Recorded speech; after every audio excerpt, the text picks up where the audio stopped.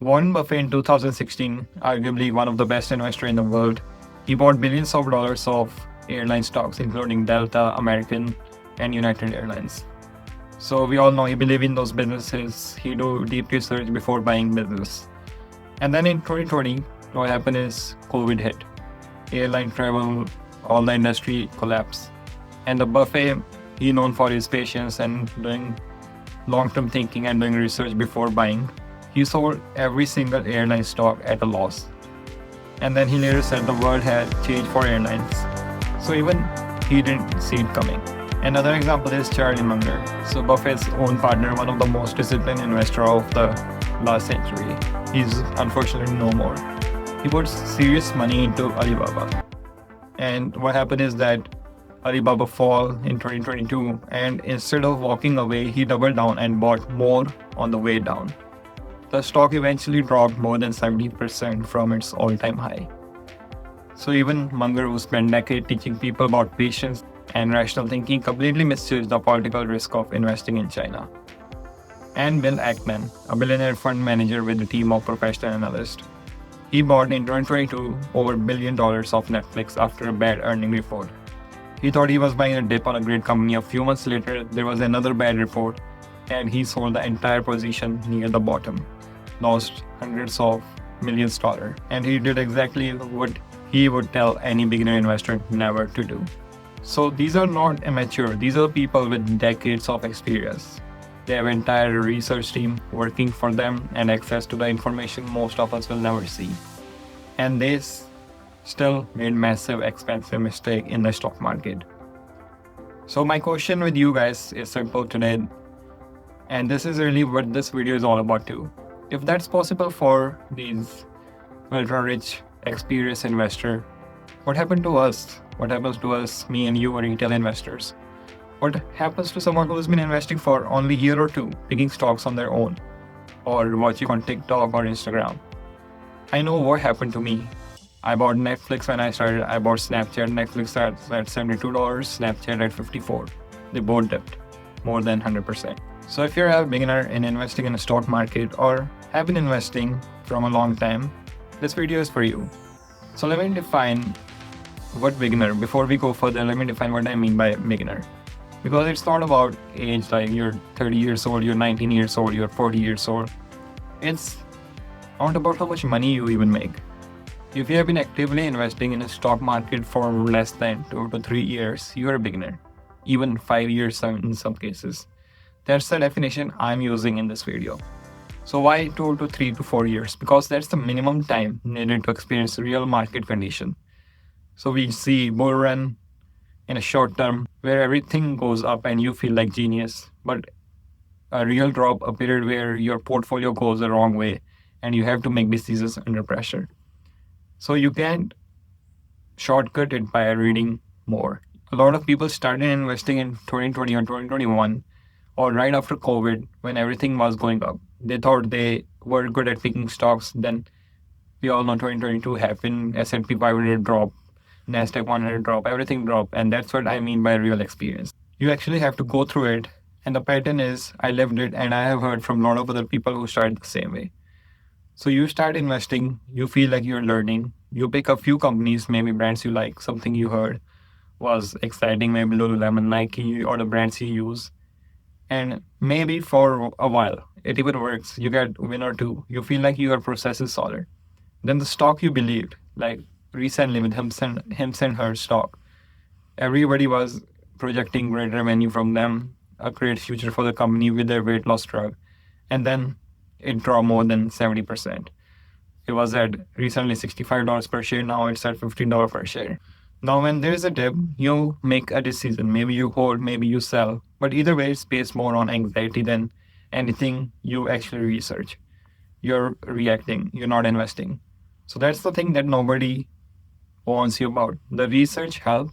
It does. But it doesn't protect you from your own emotions when things get uncomfortable. And that's emotional reaction. Buying too late, selling too early, holding on too long out of stubbornness is the real reason most beginner investors underperform the market. So it's not like me and you, beginner investor, we are stupid. It's that You're human, and the stock market rewards behavior that goes completely against human instinct. So, what should a beginner investor should be doing, or a retail investor like you and me? And here's what I wish someone had told me: index fund first. For the first few years, that should be the foundation. The thing quietly working in the background while you are learning everything else. And I want to explain why. Because it's not just index funds are safer, it's more specific than that. When you put your money into a broad index fund, something that tracks the overall market like S&P 500, you stop trying to be smarter than the market and just own a piece of it. And when economy grows, you grow with it. You remove the single biggest variable that kills beginner returns, which is making the wrong stock pick at the wrong emotional moment. So S&P 500, it returned 87% from the last 5 years. So right now it's 2026 February. So from 2021, it returned 87%. So let's say you invested $50,000. So that 50,000 turned into almost $90,000 without you doing anything. So that's the power of index funds. Let's say you started investing, you're a beginner in 2021, you invested your money into S&P 500. So that's the return looks like. So even if you were a beginner, you didn't know anything about investing, you just invested in S&P 500, your $50,000 turned into $90,000 as a beginner. And that's a huge achievement, trust me or not. Many people end up not having any gain for first 3 years and they end up quitting in the stock market. And let's come back to those three examples I took in the beginning. So Buffett and the airline, it was not just a bad luck. It was that even the most experienced investor can misjudge how fragile an industry really is under stress. If you don't have years of experience evaluating how different businesses respond to unexpected events, you're missing one of the most important tools in the box. Munger and Alibaba was about political risk, something that almost no amount of company analysis can protect you from. The business itself wasn't necessarily bad. Alibaba is a good company, but the environment around it changed. And as a beginner, you're very unlikely to be thinking about government regulations in a foreign markets. So that kind of thinking takes years to develop. And Ackman and Netflix was about something we all recognize. So Ackman has built his entire career on disciplined thinking, and he's still caught in that trap. Now, despite everything, Buffett has achieved huge success in picking individual stocks over 60 years. And he still says that most ordinary people like you and me should not try to do what he does.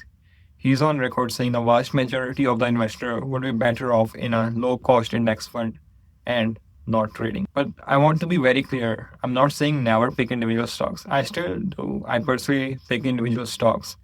But the timing matters. Once you have got 3 to 4 to even 5 year experience, you have seen the market ups and downs.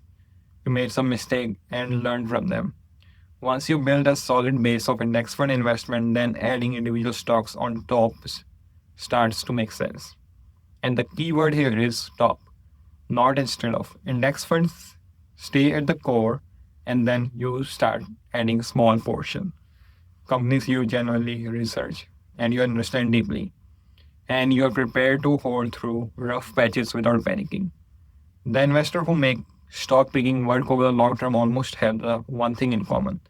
They have built their knowledge first, kept their index fund, and only then start making concentrated bets. They are not going all on 1 or 5 stocks in the beginning and hoping for the best. They are making patient, informed decision with a small part of well-structured portfolio. So that's the version of the stock picking that can work. Not the version where you are year into the investing and picking companies because they feel exciting. And if I could go back to start and give myself one piece of advice, it would be this. Slow down. You don't need to figure out individual stock picking in year 1. Start with index fund, let them do the reliable work while you spend that time earning extra income, side hustles, or genuinely learning about businesses or about markets and about you, your emotions personally, how you behave when the things get hard. And once you have built that foundation, 2 to 3 to 4 to 5 years, then you start adding individual stocks if you want to. And you will be better at it. You will make fewer expensive mistakes and you won't spend your early investing years trying to recover the mistake that you made. And if you enjoyed this video, please give this video a like and subscribe to my YouTube channel. I'll see you in the next one.